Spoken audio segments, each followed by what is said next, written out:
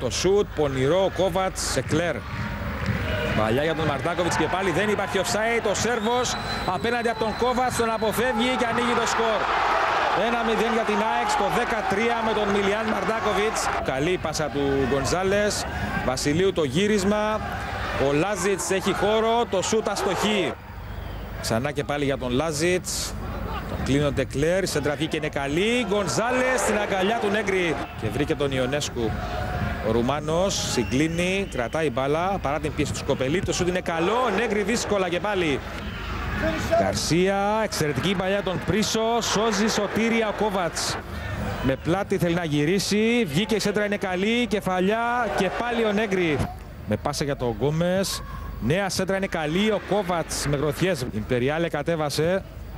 Μπαλιά για τον Τζέρσον, δεν υπάρχει offside. Ο Τζέρσον κατεβάζει, πέφτει κάτω και έχουμε πέναλτι για τον Άρη στο πρώτο λεπτό των καθυστερήσεων. Για να δούμε, και κόκκινη κάρτα. Σε ποιον? Ομολογώ ότι δεν είδα, στον Φαντάικ έχω την εντύπωση. Εκτελεί ο Τζέρσον, ισοφαρίζει ο Άρης 1-1. Ιονέσκου απευθείας, δύσκολα ο Νέγκρι σε κόρνερ. Προσπίτε στον Ντεκλέρ. Σέντρα με τα αριστερό. Ο Ιονέσκου θέλει να κατεβάσει την περιοχή. Πέφτει κάτω. Μπάλα περνάει. Τζέλσον, Γκονζάλες. Έξω και αυτό. Λάζιτς, για να δούμε την επιλογή του. Ζητάει και πάλι ο Γκονζάλες. Αυτή τη φορά σώζει και πάλι ο Νέγκρι. Φύγει με βαθμό ή βαθμούς από το Τσίριο. Αυτό θα οφείλεται σε μεγάλο βαθμό στο Νέγκρι.